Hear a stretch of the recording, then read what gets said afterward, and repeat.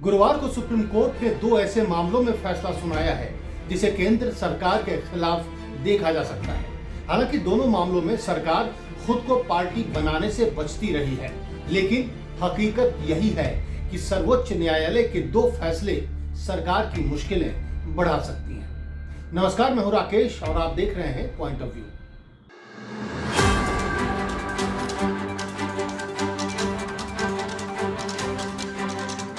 गुरुवार की शुरुआत #supreme court, #Adani enterprises and #Hindenburg से हुई। बुधवार को भी इसमें से दो हैशटैग ट्रेंड कर रहे थे, लेकिन उसकी वजह थी अडानी समूह के शेयरों में देखी गई तेजी। बुधवार को अडानी समूह के लिए अच्छा दिन था। अडानी समूह ने खोया हुआ काफी पैसा वापस पा लिया था, लेकिन गुरुवार को उसकी मुश्किल फिर से वापस आ गई। सुप्रीम कोर्ट ने अडानी हिंडनबर्ग मामले में दायर 4 याचिकाओं पर सुनवाई की। वकील ML शर्मा, विशाल तिवारी, कांग्रेस नेता जय ठाकुर और मुकेश कुमार की दायर याचिकाओं पर सुनवाई करते हुए मुख्य न्यायाधीश DY चंद्रचूड़ ने एक विशेषज्ञ समिति का गठन कर दिया।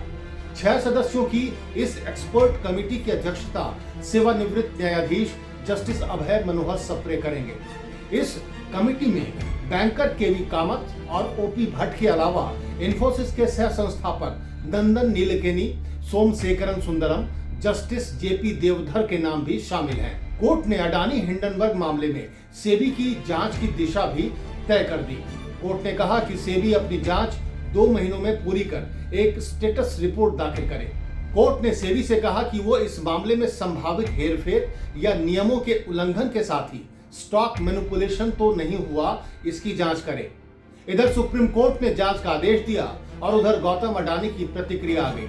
सुप्रीम कोर्ट के इस आदेश का स्वागत करते हुए अडानी समूह के चेयरमैन गौतम अडानी ने कहा कि सत्य की जीत होगी। वैसे खुद केंद्र सरकार ने सुप्रीम कोर्ट से कहा था कि अडानी समूह के खिलाफ एक अमेरिकी शॉर्ट सेलर द्वारा लगाए गए आरोपों की सच्चाई की जांच होनी चाहिए। इस लिहाज से तो सरकार ने अपना पल्ला इस मामले से झाड़ लिया है, लेकिन संसद में उसकी चुप्पी और हर बात का करारा जवाब देने वाले प्रधानमंत्री का अडानी का नाम तक नहीं लेना उसे इस मामले में पार्टी तो बना ही चुका है। वैसे अडानी मामले में जांच की मांग को लेकर संसद के बजट सत्र में जोरदार हंगामा करने वाला विपक्ष कोर्ट के इस आदेश को सरकार के मुंह पर तमाचा बता रहा है। वहीं सरकार को ज्यादा चिंता कमेटी में शामिल एक सदस्य के नाम को लेकर हो सकती है। कोर्ट ने अपनी एक्सपर्ट कमेटी में इन्फोसिस के सह संस्थापक नंदन नीलकेनी का नाम रखा है। नंदन नीलकेनी के सोनिया गांधी और राहुल गांधी के साथ अच्छे रिश्ते सब जानते हैं। वो 2014 में कांग्रेस के टिकट पर लोकसभा चुनाव भी लड़ चुके हैं। इसके अलावा यूपीए के दौर में नंदन की आधार कार्ड, UPI, फास्टैग जैसी तकनीकों को देश में लाने में अहम भूमिका रही है। ऐसे में उनका इस कमेटी में होना बीजेपी के विरोध का कारण बन सकता है। देखा जाए तो फिलहाल अडानी मामला कमेटी बनने से ठंडे बस्ते में चला गया है।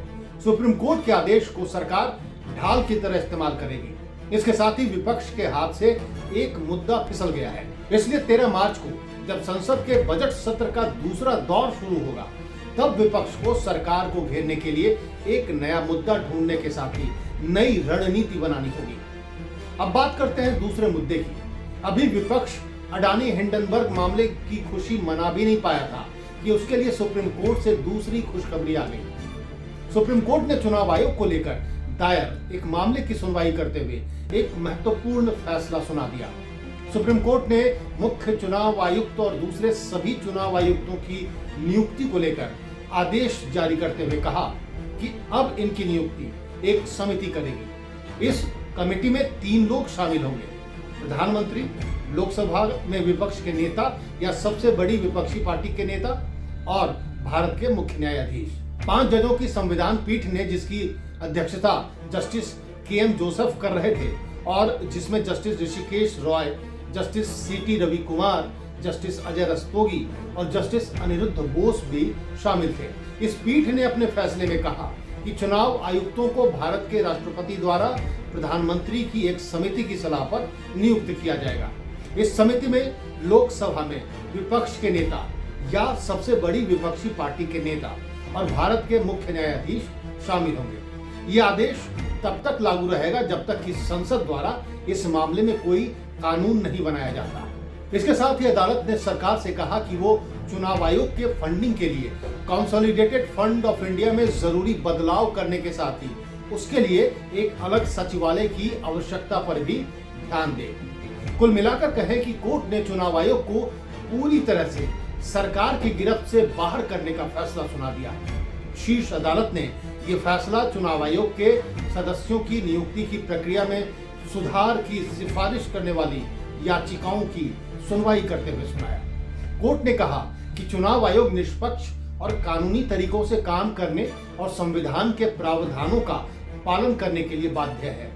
पीठ ने कहा कि लोकतंत्र लोगों की शक्ति के साथ जुड़ा हुआ है और एक आम आदमी के हाथों में शांतिपूर्ण बदलाव की सुविधा प्रदान करता है। पिछले कई सालों से मुख्य चुनाव आयुक्त की नियुक्ति और उनकी निष्पक्षता को लेकर विपक्ष सवाल उठाता रहा है, फिर चाहे मामला आचार संहिता के उल्लंघन का हो या फिर चुनावों की तारीखों के ऐलान का। विपक्ष लगातार कहता रहा है कि चुनाव आयोग सरकार के हाथ में कठपुतली बन गया है और वो उसकी मर्जी के हिसाब से फैसले ले रहा है। इतना ही नहीं, शिवसेना विवाद यानी उद्धव और शिंदे विवाद में भी चुनाव आयोग पर पक्षपात करने का आरोप लगा है। कुल मिलाकर कहें तो सुप्रीम कोर्ट के अडानी हिंडनबर्ग विवाद पर आए फैसले से जहां सरकार को तात्कालिक तौर पर झटका लगा है, वहीं चुनाव आयोग पर आया फैसला उसे लंबे वक्त तक परेशान कर सकता है, खासकर तब जब वो विपक्ष को अपने किसी फैसले में शामिल करने को तैयार नहीं है और ऐसे में उसे इतने महत्वपूर्ण मुद्दे पर न सिर्फ विपक्ष बल्कि सुप्रीम कोर्ट को भी साथ लेकर चलना पड़ेगा। तो कैसा लगा आपको हमारा पॉइंट ऑफ व्यू? क्या आपको भी लगता है कि सुप्रीम कोर्ट के इन दोनों फैसलों से सरकार की मुसीबत बढ़ जाएगी? आपकी क्या राय है हमें जरूर बताएं और हमारे चैनल को लाइक और सब्सक्राइब करना ना भूलें। नमस्कार।